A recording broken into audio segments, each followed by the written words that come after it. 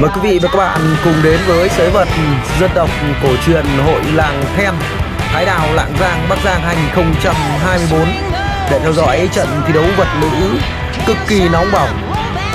Một số hình ảnh khá hay, khá tiêu biểu của trận đấu này. Sới vật làng then, làng vĩ cầm của Việt Nam. Rất nhiều người thắc mắc tại sao chúng tôi lại gọi là làng vĩ cầm. Chắc hẳn người dân Việt Nam không còn lạ gì cái tên làng then. Một làng quê yên bình, một làng quê mà trẻ em cũng biết chơi vĩ cầm. Một điều độc đáo và không một nơi nào có được trên giải đất hình chữ S của chúng ta. Như vậy là trận đấu bắt đầu. Sới vật làng then chúng tôi vẫn hay gọi vui là vật nữ làng vĩ cầm. Sới vật làng then nằm trên hồ trung tâm của làng. Rất đẹp, rất nên thơ. Bốn xung quanh là những hàng cau, những hàng cây xanh tỏa bóng mát. Và như quý vị các bạn có thể thấy được là bà con nhân dân đã đổ về sới vật trung tâm là rất đông. Và xin giới thiệu được rõ hơn để quý vị và các bạn cùng nắm được hai nữ đô trẻ xinh đẹp của chúng ta ở trận đấu này là Nguyễn Thị Hải của Hà Nội, trang phục đỏ, và Nguyễn Quỳnh Anh của Quân đội, trang phục xanh. Đây là trận thi đấu vật nữ ở vòng loại thứ hai. Thể lệ thi đấu của hội vật làng then là thi đấu theo loại, theo từng vòng.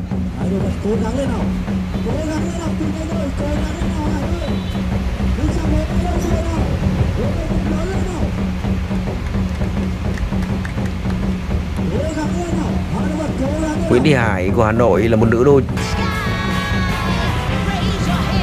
có bề dày thành tích cũng như kinh nghiệm thi đấu cực kỳ phong phú và đa dạng. Có thể nói là hơn hẳn Ngô Quỳnh Anh Quân đội, một nữ đô trẻ. Tuy rằng ở trận đối đầu ngày hôm nay thì Quỳnh Anh có thể hình thể lực nhỉnh hơn đôi chút so với Nguyễn Thị Hải của Hà Nội. Nguyễn Thị Hải là một người con của làng Qua Đâm Bắc Hồng, cũng là một cái nôi của vật Đông Anh xưa và nay. Nguyễn Thị Hải đã không còn thi đấu chuyên nghiệp và em đã chuyển sang thi đấu ở môn Jiu-Jitsu, không còn tập luyện và thi đấu ở môn đấu vật. Và Nguyễn Thị Hải chúng ta cũng là một kiện tướng vật quốc gia, đã được phong tặng bởi Liên đoàn vật Tổng cục Thể dục Thể thao cùng Liên đoàn vật Việt Nam. Đã một thời gian rất dài thì Nguyễn Thị Hải đã do nhiều lý do không còn tập luyện và thi đấu, và em mới quay trở lại tập luyện và thi đấu ở môn Jiu-Jitsu. Nên chúng ta ai đã từng được chứng kiến Nguyễn Thị Hải thi đấu những trận đấu tưng bừng đỉnh cao khi thời em còn thi đấu những năm 2018 đến 2021 là những năm Nguyễn Thị Hải thi đấu bùng nổ trên các mặt sân sới hội làng khu vực Bắc Ninh, Bắc Giang, Hà Nội và các giải thi đấu chính thức của Liên đoàn vật Việt Nam.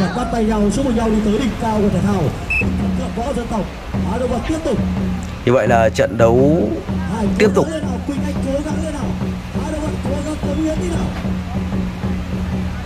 Một nữ đô nhỏ nhắn trong thế giới những người am hiểu vật nữ vùng Kinh Bắc xưa và vật nữ Hà Nội, chứng kiến những trận đấu đỉnh cao của Nguyễn Thị Hải. Thường rất nhiều khán giả gọi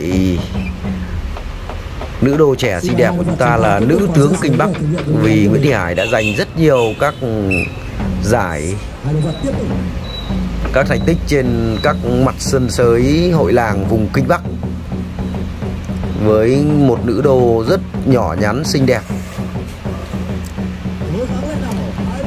nhưng có lối thi đấu táo bạo và rất thông minh.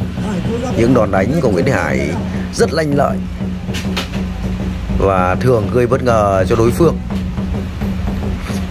Quỳnh Anh bốc một rồi, làm gì được không? Quỳnh Anh trưởng thành và đã thi đấu ở một cái nôi của làng vật nữ Việt Nam hiện nay, đó là lò vật nữ Quân đội. Xin mời các đội vật nữ chúng ta vào gặp gỡ Đô Phương đến từ Sơn Đức, Đô Tuyên, Lục Nam. Với thể lực trội hơn đôi chút, liệu nữ đô trẻ Quỳnh Anh của Quân đội có thể đánh bại được Nguyễn Thị Hải của Hà Nội ở trận đối đầu này hay không?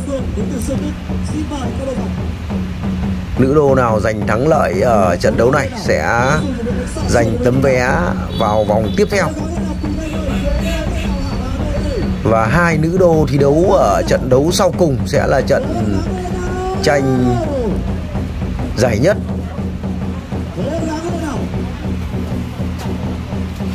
Quỳnh Anh sang sau, làm gì được không? Với thể hình tốt hơn, Quỳnh Anh có thể đánh bại được nữ đô trẻ của Hà Nội.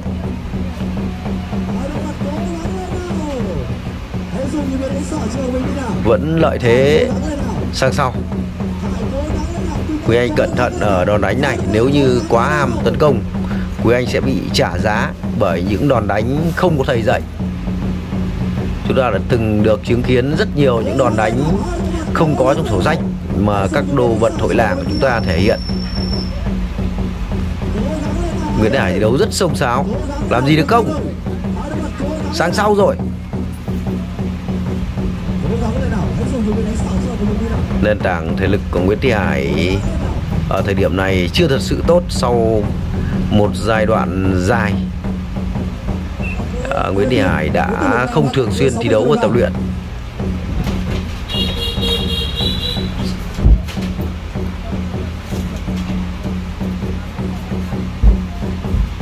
Trận đấu đã diễn ra được khoảng gần 10 phút rồi.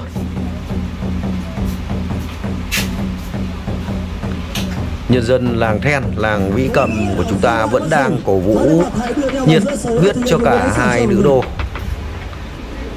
Tiếp tục thi đấu ở khu vực giữa thảm. Trận đấu tiếp tục.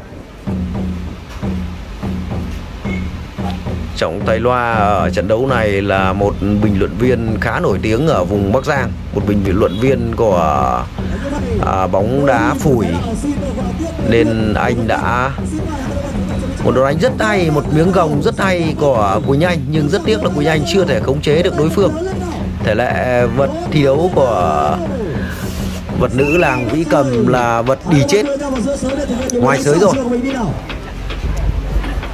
Vật theo lối cổ, khi đánh bại đối phương bằng những đòn đánh thì phải khống chế được đối phương từ 3 đến 5 giây mới được công nhận là thắng cuộc.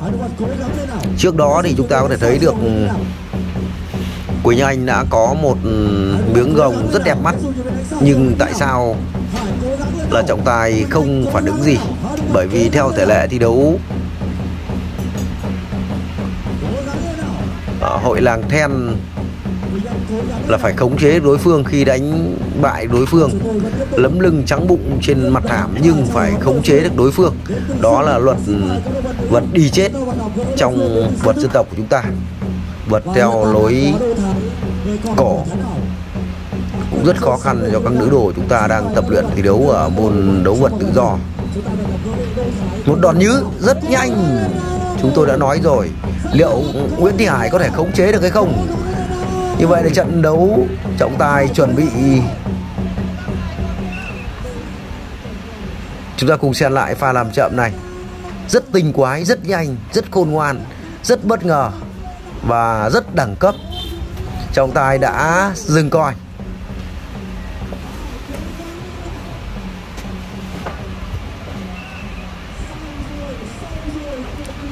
Như vậy là bằng một đòn đánh sở trường của mình thì Nguyễn Thị Hải đã bằng một miếng sườn rất hay.